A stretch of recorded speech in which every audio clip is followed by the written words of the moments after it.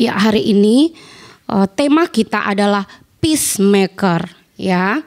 Mari langsung saja kita buka dasar kebenaran firman Tuhan dari Matius 5, ya, Matius 5 ayat 9. Firman Tuhan berkata, bersama-sama kita bacain ya. 1, 2, 3. Berbahagialah orang yang membawa damai, karena mereka akan disebut anak-anak Allah. Sekali lagi, berbahagialah orang yang membawa damai, karena mereka akan disebut anak-anak Allah. Nah, bagaimana wajah yang bahagia? Ya, tentu saja hati kita penuh bahagia, diberkati, karena dikatakan orang yang membawa damai itu adalah orang yang berbahagia, dan berkatnya dia disebut sebagai anak-anak Allah. Ya, kita kalau mau jadi staf Presiden Jokowi, ada satu stafnya Pak siapa ya, Budi ya namanya, atau siapa tuh yang di samping Pak Jokowi, Pak siapa, Prabowo, siapa namanya yang ganteng itu, yang selalu siapa? Oh iya, Mayor Teddy. Waduh, orang pada senang kesemsem gitu kan. Waduh, keren banget gitu. Itu jadi ajudannya. Tapi kita dikatakan anak-anak Allah. Itu adalah sebuah kabar sukacita, kabar yang bahagia, kabar yang menyukakan hati bagi setiap orang yang mengerti, memahami arti dari kebenaran firman Tuhan yang disampaikan oleh Tuhan Yesus pada saat Tuhan Yesus berkhotbah di atas bukit. Ya, ini saat Tuhan Yesus berkhotbah di atas bukit. Nah, tentu saja kita akan pelajari firman Tuhan ini, dan kita pelajar dulu tentang apa sih peacemaker. Ya, ini ya, Tuhan bilang berbahagia orang yang membawa damai. Ya, berbahagia orang yang membuat damai. Berbahagialah peacemaker. Wah, karena kamu akan disebut anak-anak Allah. Apa sih peacemaker? Peacemaker itu? Ya, peacemaker adalah seorang individu atau pribadi atau organisasi yang aktif berusaha untuk menyelesaikan konflik, ya, pada saat perselisihan atau perang. Mereka bertindak sebagai mediator atau penengah untuk membantu pihak-pihak yang bertikai ini dan menemukan solusi damai di antara yang bertikai dan mengakhiri permusuhan. Jadi peacemaker adalah pembuat perdamaian, ya. Kira-kira pernah nggak kita punya pengalaman yang melakukan ini ya? Ada orang yang berantem, terus kita jadi penengah ya di situ, menolong dari dua pihak yang sedang bertikai, yang sedang berselisih ini ya. Atau kita secara pribadi juga mengalami selisih paham dengan orang, jadi kita juga tidak menjadi damai sejahtera. Nah, karena firman Tuhan juga di sini dikatakan dalam Matius 5 ayat 23, Tuhan Yesus juga ngomong begini loh. Kita bukan hanya membawa damai bagi orang ini dalam kekristenan, tapi kita juga harus damai dengan diri kita sendiri. Dikatakan di Matius 5 ayat 23, sebab itu jika engkau mempersembahkan persembahanmu di atas mezbah dan engkau teringat akan sesuatu yang ada di dalam hati saudaramu terhadap engkau, tinggalkanlah persembahanmu di depan mezbah itu dan pergilah berdamai dahulu dengan saudaramu. Lalu kembali untuk mempersembahkan persembahanmu itu.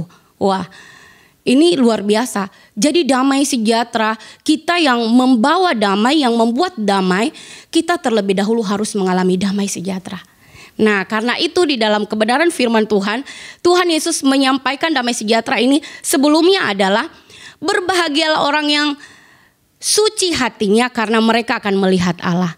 Ya, jadi kita dibersihkan dulu. Nah, sebenarnya siapa sih yang berinisiasi memberikan damai sejahtera bagi dunia ini, ya? Yang berinisiasi. Nah, kita harus ingat, manusia telah jatuh ke dalam dosa. Ya, waktu penciptaan semuanya aman. Tuhan menciptakan manusia di Taman Eden, semuanya damai sejahtera. Manusia penuh kemuliaan Allah. Allah bisa berbicara dengan mereka secara langsung. Tetapi setelah manusia jatuh ke dalam dosa, jadilah troublemaker. Terjadi kekacauan dan masalah. Dan masalah itu bukan hanya pada zaman itu. Dan itu berketurunan sampai zaman kita dan bahkan keturunan kita semua. Ya, semua manusia telah kehilangan kemuliaan Allah. Nah, karena itulah Allah yang berinisiasi. Ya, Jadi peacemaker sejati adalah Allah sendiri. Ya, berinisiasi datang ke dunia ini di dalam Yesus Kristus sebagai sumber damai sejahtera. Ya, di dalam kitab Hakim-Hakim ada Gideon di sana, dia membangun mezbah untuk Tuhan, dia berperang dengan bangsa Midian, dan Gideon mempersembahkan persembahannya kepada Tuhan, mezbah di hadapan Allah. Dia mengatakan, Yahweh Shalom, the Lord of Peace, Tuhan itu sumber damai sejahtera. Wah, ini luar biasa. Saya baca ini, wow. Karena di kitab yang TB2 ya, ini sekarang yang terbaru, dia menggunakan damai sejahtera. Kalau di sana Tuhan adalah keselamatanku. Ya, tetapi yang terjemahan yang terbaru di sini dikatakan Tuhan itu sumber damai sejahtera, the Lord of Peace, yaitu Yahweh Shalom. Ini luar biasa. Dan selanjutnya kita harus sadar bahwa Allah adalah sumber damai sejahtera bagi setiap orang, bagi dunia ini. Ya, dikatakan di Yesaya 9 ayat 6, di sana nubuatan tentang kedatangan Sang Mesias, Sang Shalom itu, sesungguhnya seorang anak telah lahir bagi kita, seorang putra telah dikaruniakan bagi kita. Di atas bahunya tampak pemerintahan dan namanya akan disebut Penasehat Ajaib, Allah Perkasa, Bapa yang kekal, Raja Damai. Jadi dia yang sudah dinyatakan bahwa dia adalah Sang Damai karena manusia membutuhkan damai. Manusia telah jatuh ke dalam dosa, manusia butuh keselamatan di dalam Putra Allah. Karena persembahan korban yang dilakukan oleh para imam tidak memenuhi syarat bagi Allah untuk menghapus dosa dunia. Jadi ada penebus, yaitu Yesus Kristus yang tersalib di atas kayu salib, yang membawa damai sejahtera. Kita yang terpisah dari Allah, di dalam Yesus, darah yang dicurahkan, kita dipersatukan. Kita yang jauh telah dipersatukan. Kita orang Asia dicangkok, ya, jadi warga kerajaan sorga. Kita bukan dari keturunan Israel, bukan dari keturunan Abraham, bukan orang Yahudi. Tetapi kita adalah orang-orang yang beroleh anugerah keselamatan melalui penebusan Yesus Kristus. Ini adalah berita yang begitu luar biasa yang harus disampaikan bagi dunia ini. Karena dunia ini membutuhkan damai sejahtera. Selanjutnya, ya, sebelum Tuhan Yesus dia memberikan nasihat-nasihat kepada murid-muridnya di dalam Yohanes 14 ayat 27, ya. Sebelum dia ditangkap, dia mengatakan demikian. Damai sejahtera-Ku kuberikan kepadamu, dan apa yang kuberikan tidak seperti yang diberikan oleh dunia kepadamu. Janganlah gelisah dan gentar hatimu. Karena dia adalah Allah yang datang dari sorga ke dunia ini. Kerajaan Allah itu terdiri dari kebenaran, damai sejahtera, sukacita oleh Roh Kudus. Dia Sang Anak Domba Allah datang ke dunia untuk membawa damai sejahtera. Dan dia mau memberikan damai sejahtera itu kepada orang-orang yang percaya kepadanya. Dan ini disampaikan kepada murid-murid, tapi murid-murid masih belum paham. Ya, karena mereka gelisah, mereka ketakutan. Nah, biasanya kita dalam hal ini seringkali kita mengalami kegelisahan, mengalami ketakutan, mengalami kekalutan, banyak problem, banyak pergumulan. Ingat, kita ada Allah, kita ada pengharapan. Tuhan adalah sumber damai sejahtera bagi kita dan bagi dunia ini. Tuhan memberikan damai sejahtera, dan apa yang Allah berikan tidak seperti yang diberikan oleh dunia. Ya, coba kita renungkan, dunia bisa memberi kita makanan yang enak, tapi itu segera pergi ke jamban. Memberikan apa di dunia ini? Segala hal di dunia ini semuanya fana, dalam sekejap habis.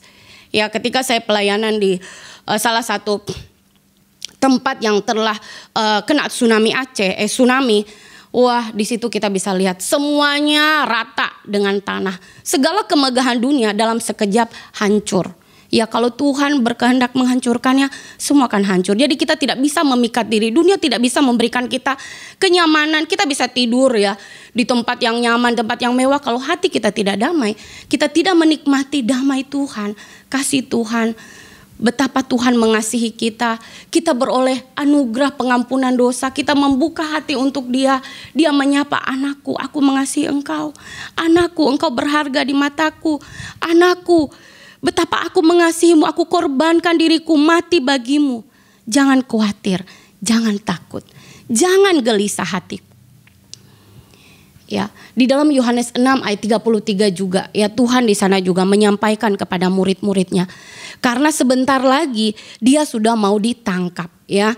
Di Yohanes 16 ayat 33 Tuhan katakan supaya kamu beroleh damai sejahtera di dalam aku. Dia jelaskan bahwa dia pergi kepada Bapa untuk keselamatan jiwamu. Tapi jangan takut, aku telah mengalahkan dunia. Jadi hal ini yang Tuhan mau menyatakan bahwa dia adalah sumber damai sejahtera yang sejati. Tuhan mau menganugerahkan damai. Dan tinggal wadah kita ini, hati kita, hati para murid dan bahkan hati kita semua. Ya ketika para murid disampaikan ini juga, ya Pak Petrus juga mengalami kegoncangan imannya. Ya murid yang satu mengkhianati dia. Muridnya yang lain melarikan diri. Mereka tidak mengalami damai sejahtera. Tapi setelah itu mereka baru sadar. Ketika Tuhan bangkit dari antara orang mati. Mereka baru mengerti. Ya, ketika Tuhan bangkit dia katakan apa? Damai sejahtera bagi kamu. Damai sejahtera bagi kamu. Damai sejahtera bagi kamu. Ini luar biasa.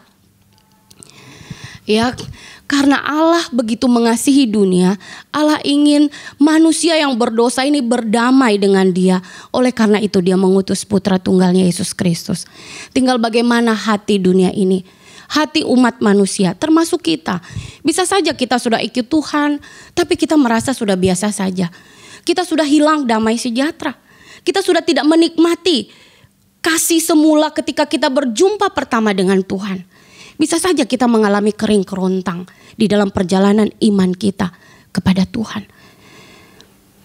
Kita perlu waspada dalam hal ini dan terus dengan rendah hati memohon belas kasih Tuhan supaya mengingatkan kita bahwa Tuhan adalah sumber kasih, sumber damai sejahtera. Dia mau kita hidup dengan damai.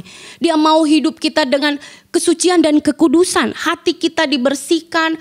Segala onak duri, segala sampah-sampah di batin. Ada luka, ada kedongkolan, ada kemarahan, ada ketidakpuasan dan berbagai macam hal ya yang terjadi. Seringkali itu merusak hati.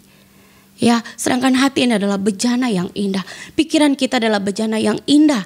Untuk menerima kemurahan, untuk menerima berkat damai sejahtera dari Allah. Karena Dia mau memberikan kepada barang siapa. Ya Tuhan memberi damai ini dengan cuma-cuma. Tetapi ini sangat berharga. Ini adalah anugerah yang harus dihormati, dihargai. Dan ini hanya diberikan oleh Allah melalui Yesus Kristus dan kepada barang siapa yang percaya kepadanya. Nah,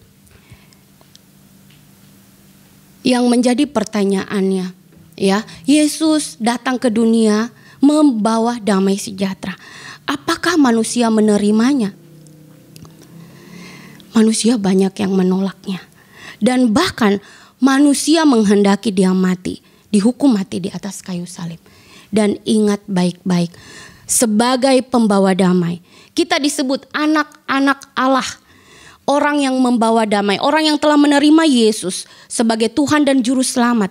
Dia adalah orang yang dipilih oleh Tuhan untuk membawa damai. Menjadi peacemaker, dutanya Allah. Membawa damai sejahtera Allah di muka bumi ini. Dan dia terlebih dahulu menikmati damai itu. Sehingga dengan kemurahan Tuhan, dia membawa damai itu kepada sesama. Apakah mudah? Wah, Rasul Paulus bilang begini kepada jemaat di Roma. Ya, ingat bahwa jemaat di Roma mengalami juga tantangan dari berbagai pihak. Dikatakan ia menasihati sedapat-dapatnya hiduplah dalam perdamaian dengan semua orang. Jemaat disuruh untuk hidup dalam perdamaian. Ya, mereka di dalam penjajahan Romawi. Kita harus hidup dalam perdamaian dengan semua orang. Itu adalah perintah yang cukup jelas. Namun Paulus menambahkan frase ini sedapat-dapat jika mungkin. Kenapa? Kenapa? Rasul Paulus mengalami banyak sekali tantangan, penderitaan ketika dia harus membawa kabar damai sejahtera. Ditolak. Ya, dia dahulunya seorang pembunuh, tetapi ketika dia berjumpa dengan Tuhan, dia mengalami damai sejahtera Allah, hidupnya tertransformasi dan dia menjadi pemberita damai ini. Tetapi dia tidak diterima, ya. Dia tidak diterima oleh para imam, oleh rekan kerja Sanhedrin dan semuanya, orang-orang Yahudi. Ya, tetapi ada orang-orang percaya juga yang para rasul juga curiga. Ya, jadi pembawa damai ini nggak mudah, bisa dicurigai. Ngapain ini orang? Kok kemarin mau bunuh kami, tiba-tiba dia sekarang udah mau ngaku-ngaku jadi bagian dari kami. Nah, itu ada kecurigaan juga, ada ketakutan-ketakutan juga dari pihak yang umat Tuhan, ya, dengan kondisi Rasul Paulus.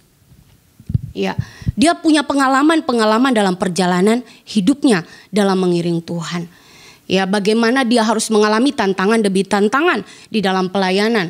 Ya, penolakan demi penolakan. Bahkan dia harus mengalami penjara karena dia menjadi duta Allah, pembawa kabar baik ini, pembawa damai sejahtera Kristus bagi sesamanya.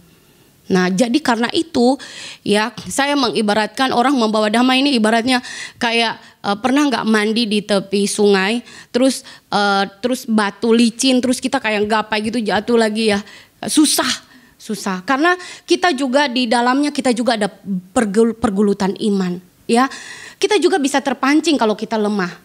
Ya, kita bisa terpancing ya kalau ada orang yang bertikai terus curhat sama kita, mungkin ada orang yang sebelumnya juga menyakiti kita bisa terpancing, emosi kita belum beres, belum bersih, kita masih memendam rasa marah, rasa jengkel kepada orang itu, buyar juga yang kita berikan nasihat kepada orang tersebut karena kita masih punya luka. Jadi betapa pentingnya, atau kita mau membawa damai, orang-orang itu nggak terima, ya. Itu nggak gampang. Saya punya pengalaman ketika saya pelayanan di salah satu suku, yaitu suku Jawa ya. Ada satu keluarga, ini benar-benar trouble banget. Jadi seorang ibu dan mereka ada 4 ya, ibu, ayah dan 2 anak, laki-laki dan perempuan. Apa yang terjadi dalam keluarga ini? Suaminya selingkuh dan anaknya perempuan diperkosa, anak lakinya karena malu melarikan diri. Mamanya langsung stroke dengar berita itu. Suami selingkuh, anak ini, waduh, dia stres, stroke. Dan tetangga-tetangga bawa ke rumah sakit. Nah, karena orang miskin, jadi mereka nggak punya uang yang cukup untuk ini. Jadi dan rumah sakit itu penuh. Jadi mereka tidur di teras gitu ya. Itu 2-3 hari, 3 hari. Karena rumah sakit penuh, jadi akhirnya keluarga bilang ya udah dia bawa pulang aja. Dan bayangkan itu udah berhari-hari nggak mandi. Nah, saya pada saat itu melayani di daerah ini, di gereja itu, dan itu adalah jemaat kita. Dan ketika saya ke sana melayani ibu ini, dia nggak bisa bicara dan rambutnya sudah awut-awutan, sudah berbau karena nggak pernah mandi, nggak dimandikan, nggak ada orang. Keluarganya cuma antar makan gitu-gitu aja. Mereka suapin, setelah itu ditinggal. Ya, jadi semua ada kotoran-kotoran. Jadi bagaimana saya harus melayani. Nah, akhirnya saya tinggal di situ, dari pastori udah ke tempat ini, dan ini nggak mudah. Ya, saya dicurigai oleh keluarga-keluarga, yang ngapain ibu itu ke sini? Yang ngapain dia ke sini? Ngapain? Karena saya di situ terus ya. Ngapain dia di sini? Saya dicurigai oleh mereka, dan mereka punya kebiasaan yaitu penyembahan berhala. Ada keluarga dia yang belum percaya Tuhan menyembah berhala, dan mereka itu suka berada di ada pohon yang besar dan di situ ada air. Mereka suka bawa sesembahan, bunga-bunga dan segala macam ke situ dan kemenyaan. Dan pada satu waktu dia bawa itu ke tempat ibu ini dan memberikan ibu ini untuk minum atau mandi dari sesembahan itu, air sesembahan itu, dan saya melarangnya. Nah, bagi kita sebagai pembawa kabar baik, pembawa damai sejahtera, bagaimana menolong orang-orang seperti ini gak gampang. Suaminya juga merasa curiga lihat saya, keluarganya juga curiga karena suaminya juga penyembahan berhala. Dia pengen istrinya itu jangan cuma didoakan, tetapi jangan cuma dikasih obat, tetapi istrinya harus diberikan sesembahan mandi dari berbagai macam daun-daunan, bunga-bunga ya. Harus dikasih itu, dan ada dupa-dupa seperti itu. Istrinya harus menghirup dupa-dupa itu. Tetapi di situ saya duduk dengan tenang, saya berdoa di hati, bagaimana saya harus menyampaikan kepada mereka, memperkenalkan Sang Yesus Kristus, Sang Sumber Damai Sejahtera. Dan setiap hari saya berdoa untuk ibu ini, dan saya harus berjaga-jaga di situ supaya keluarganya jangan bawa sesembahan. Ya, karena mereka tahu saya adalah pelayan Tuhan, jadi mereka tidak datang lagi. Tetapi kalau saya pergi, ya mengunjungi rumah lain, mereka berusaha untuk datang. Nah, Tapi puji Tuhan, beberapa lama di situ anaknya, ibu ini mengalami pemulihan. Saya terus berdoa minta pertolongan Tuhan dia untuk mengampuni suaminya. Dan lambat laun Tuhan menolong menjamah hatinya untuk mengampuni suaminya yang melakukan perselingkuhan. Setelah itu dua juga minta pertolongan Tuhan untuk menjamah hatinya, untuk mengasihi anaknya yang telah mengalami pelecehan seksual. Dan puji Tuhan anak dua-duanya ini kembali ke rumah, dan itu pertolongan dan kuasa Allah. Berbulan-bulan itu terjadi, itu enggak sesingkat itu ya. Tetapi ini berbulan-bulan sampai 3 bulan ya. Ketika saya pelayanan di sana 3 bulan ini berkelanjutan, dan banyak tantangan yang terjadi di situ karena harus berhadapan dengan orang-orang yang tidak percaya Tuhan, keluarga yang tidak percaya Tuhan. Tetapi Tuhanlah yang menganugerahkan keluarga ini damai sejahtera. Ada pemulihan, ibunya mengalami pemulihan, pengampunan, dia mengampuni, dia minta pengampunan Tuhan atas segala kesalahannya. Saya minta Tuhan tolong ibu ini supaya menerima Yesus sebagai juru selamat, dan dia diberikan kekuatan mengampuni suami, dan dia diberi kekuatan untuk mengampuni anak-anak, mengasihi mereka karena anak-anaknya pergi melarikan diri. Dan akhirnya Tuhan yang mempersatukan keluarga ini menjadi kuat di dalam dia. Nah, tantangannya lebih berat. Saudara-saudara dari bapak ini berusaha untuk tetap menghendaki ibu ini diberikan sesembahan ya, didoakan dengan menggunakan kuasa kegelapan ya, para dukun di sana. Tetapi ibu ini tetap kuat di dalam Tuhan, sehingga dia sendiri mengalami pemulihan dari sakit stroke-nya. Tuhan menolong dia bisa bangkit, dan pelan-pelan kami angkat dia memuji Tuhan. Setiap hari kerjaan kita adalah memuji Allah, meninggikan Allah, mengagungkan Allah, dan Allah sendiri yang menolong dia untuk dipulihkan bagian tubuhnya yang mengalami stroke. Tuhan sendiri yang menolong dia untuk bisa kami tata, dan dia berusaha untuk melawan sakitnya, dan Tuhan yang pulihkan. Bahkan di bulan ketiga sebelum saya pindah ya pelayanan, balik lagi ke kampus, dia sudah bisa pergi ke gereja dengan menggunakan tongkat. Dan di situ sangat bersuka cita. Tidak mudah dalam pelayanan ini karena kita banyak tidak disukai atau dicurigai oleh orang-orang. Ya, bahkan kita diancam ya, diancam untuk dibunuh. Tetapi percayalah bahwa Tuhan di pihak orang-orang yang mengasihi dia. Ya, ingat, kita adalah anak-anak Allah. Anak-anak Allah mendapat perlindungan, mendapat penyertaan, karena Tuhan berfirman, "Aku menyertai kamu sampai selama-lamanya." Ya, dan ketika kita mengalami tantangan seperti itu, Tuhan yang menaruh di dalam hati kita damai sejahtera, dan firman Tuhan Roh Kudus yang ingatkan, jangan takut, jangan gelisah hatimu. Damai sejahtera ku berikan kepadamu. Damai sejahtera ku tinggalkan bagimu. Dan firman Tuhan ini yang memberikan saya kekuatan. Dan setiap hari, karena saya tinggal di rumah itu, ya teman-teman, ini ada satu budaya mereka di sana, binatang peliharaan itu seperti kambing, seperti sapi itu di dalam kamar.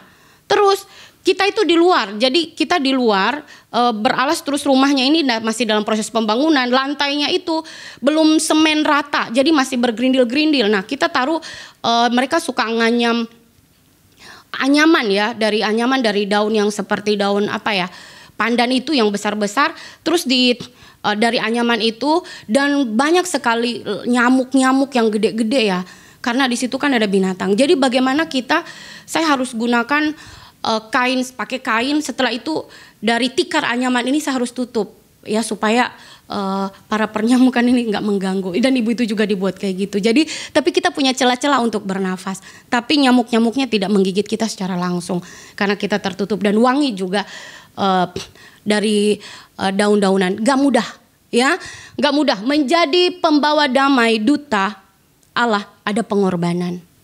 Ya, apakah itu nyawa? Ada berkorban, kita juga ikut tidak tidur, harus melayani orang itu. Diterima? Belum tentu. Kita bisa dikatain, ya, belum tentu. Kita bisa dicibir-cibir orang. Tetapi Tuhan bilang, damai sejahtera ku berikan kepadamu. Itu tidak merusak damai Tuhan. Dan kita butuh pertolongan Tuhan karena kita masih manusia daging. Ya, kita telah ditebus. Ya, neo. Tetapi kita masih hidup dan kita masih tinggal di dalam tubuh yang fana ini. Dan di situ ada pergulatan iman ya, di dalam diri kita. Tetapi orang yang berserah kepada Tuhan, orang yang bergantung hidupnya kepada Tuhan, di situ Tuhan beri kekuatan. Kekuatan itu adalah damai sejahtera ya yang Tuhan berikan. Dan damai ini yang kita terus bagikan, itu akan penuh. Ya, damai ini penuh dan kita alirkan kepada sesama karena kita dipenuhi dengan damai Tuhan. Kita melayani dengan damai sejahtera, bukan persungutan, bukan kedongkolan, tetapi dengan damainya Tuhan. Selanjutnya, nah, ya, dunia ini tadi Kak Susi udah singgung. Bagaimana membawa damai di tengah dunia yang penuh konflik, intoleran ya. Terus pertikaian, apalagi dunia yang tidak percaya Tuhan, apalagi permusuhan, pertikaian, iri hati, dengki dan berbagai macam hal di dunia ini, dosa yang memenuhinya. Terus kita membawa kabar baik ini, ya, bagi jiwa-jiwa yang dipenuhi hatinya dengan segala bentuk dosa, dia mental, itu kasih karunia Tuhan. Ya, kalau dia terbuka untuk itu. Nah, dunia penuh dengan berbagai konflik yang beragam. Ada konflik dunia yang sangat beragam, mulai dari konflik bersenjata, perselisihan ideologi. Setiap konflik memiliki akar permasalahan yang berbeda sehingga membutuhkan solusi yang berbeda. Agama aja punya ideologi, doktrin yang berbeda-beda, ya enggak? Ya, belum lagi dari kesukuan, dari negara. Wah, sudah bermacam-macam, ras dan segala macam. Ya, berbeda-beda.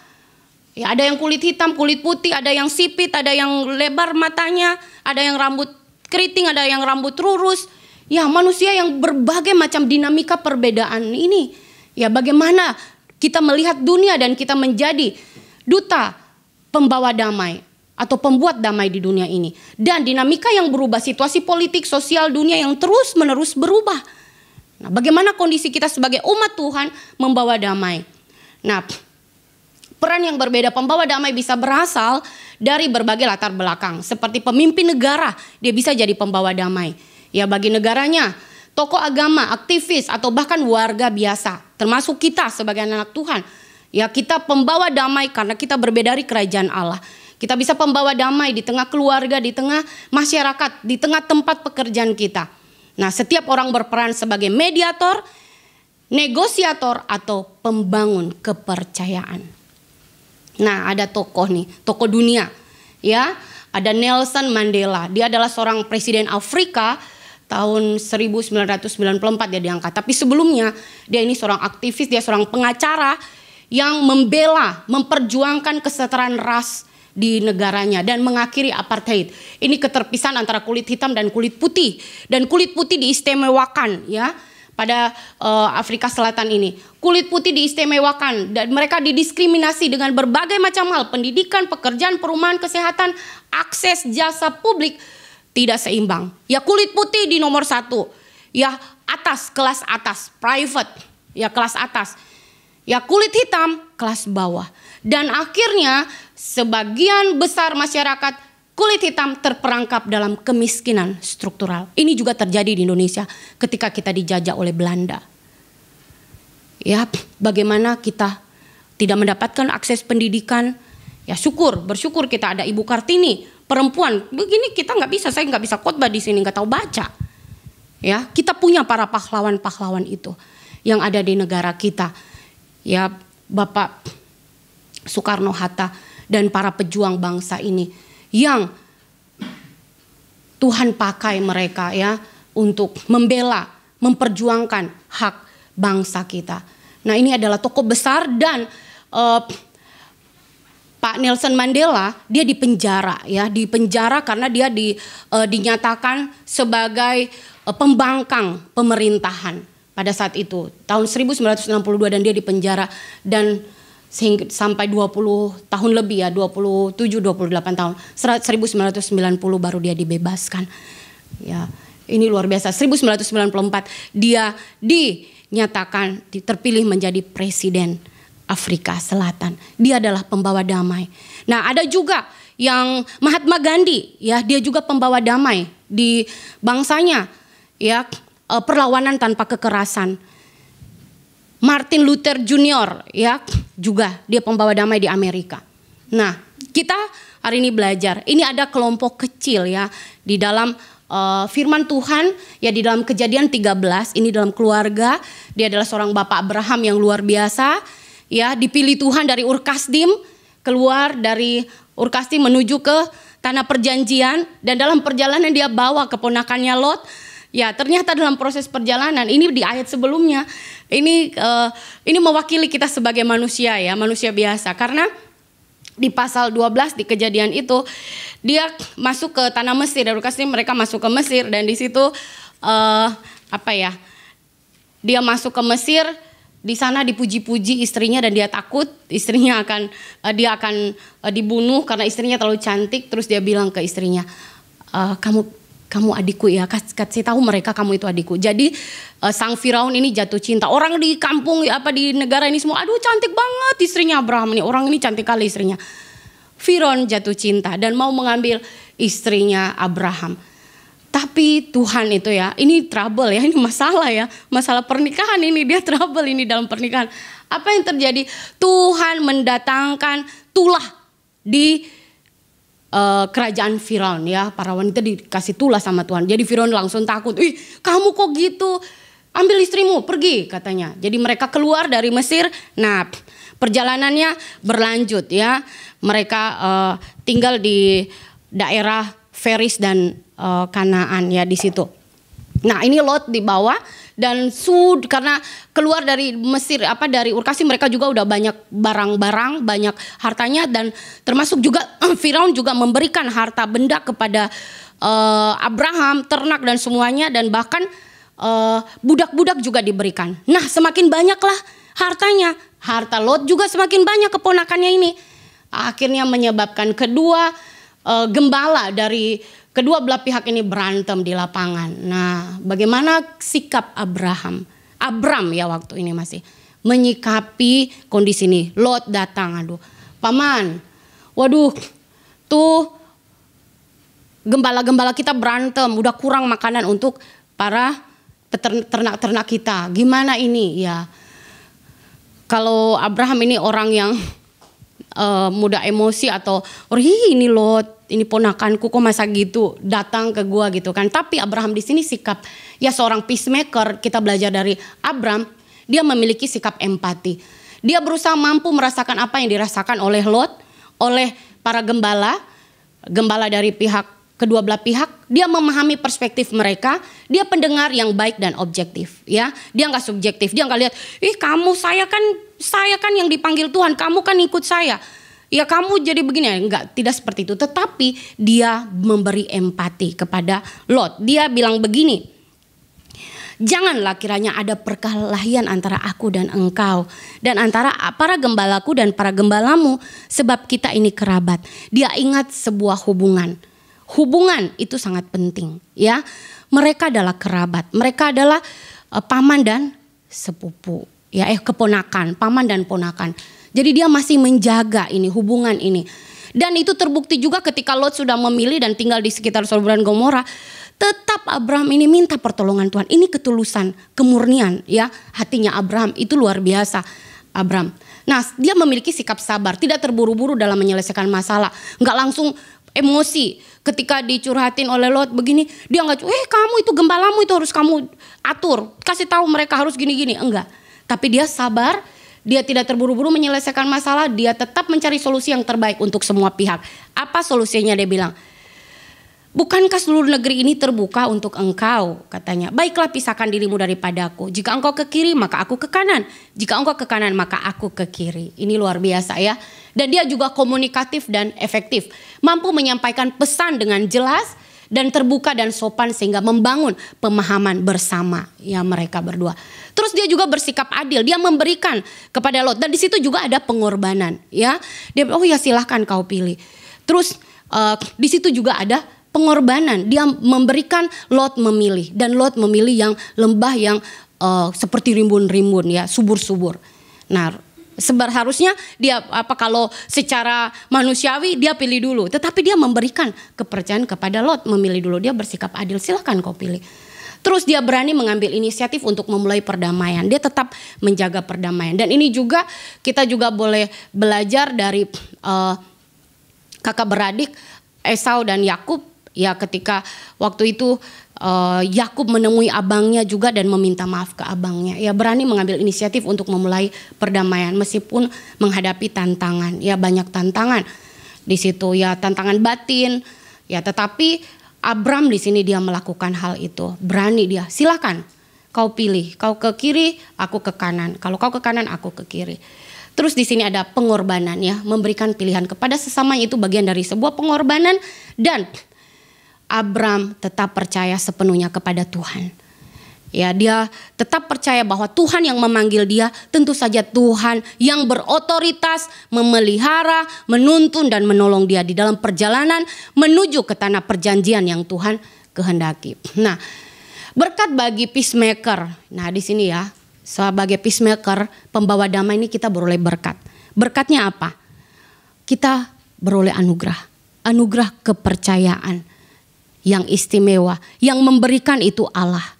Ya, ini adalah privilege, anugerah bagi kita. Kita disebut anak-anak Allah, ya, menjadi rekan kerja Allah, pembawa damai di tengah dunia ini, pembawa kabar baik. Dan orang-orang yang pembawa damai, dia dipenuhi dengan damai sejahtera oleh Allah, karena Allah yang menganugerahkannya bagi dia sehingga dia bisa melakukan ini bagi orang lain, bagi sesamanya dan dirinya sendiri juga. Ketika dia konflik, dia tahu kepada siapa dia harus datang, yaitu Allah sang sumber damai sejahtera.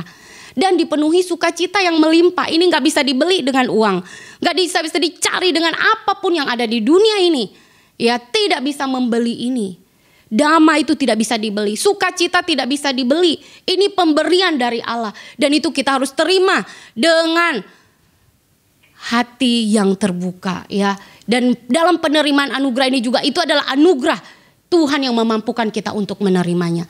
Dan kita menjadi berkat, agen perubahan, membantu sesama berdamai dengan dirinya sendiri, orang lain yang punya masalah supaya dia berdamai, dan berdamai dengan Tuhan. Ada sesama yang bertikai, didamaikan di situ. Ya, terus kita memperkenalkan Kristus kepada mereka, membawa Kristus dalam hidup mereka dan membawa mereka kepada Tuhan. Dan akhir dari semuanya, berkat yang kita terima adalah hidup kita hanya untuk memuliakan Tuhan. Itu adalah berkat. Ya, kalau kita dari ini ketika saya merenungkan, Tuhan Engkau luar biasa. Ya, kita itu hidup dipenuhi dengan berkat. Berkat Allah yang begitu luar biasa. Ya, nah ini ada doa, ini saya tutup dengan doa dari Fransiskus dari Assisi. Dia berdoa demikian sebagai seorang peacemaker. Tuhan, jadikanlah aku pembawa damai bila terjadi kebencian. Jadikanlah aku pembawa cinta kasih bila terjadi penghinaan.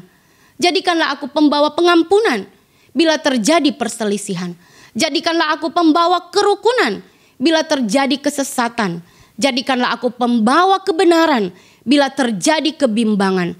Jadikanlah aku pembawa kepastian bila terjadi keputusasaan.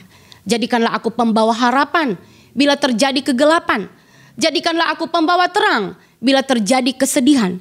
Jadikanlah aku pembawa sukacita. Ya Tuhan Allah, ajarlah aku untuk lebih suka menghibur daripada dihibur, mengerti daripada dimengerti, mengasihi daripada dikasihi. Sebab dengan memberi kita menerima, dengan mengampuni kita diampuni, dan dengan mati suci kita dilahirkan ke dalam hidup kekal. Artinya kita dengan mati kita sebagai anak-anak Tuhan yang telah lahir baru, memiliki hati yang baru, diubahkan oleh Tuhan Yesus Kristus. Ya, anugerah Allah yang membawa kita kepada kekekalan. Amin. Mari kita berdoa.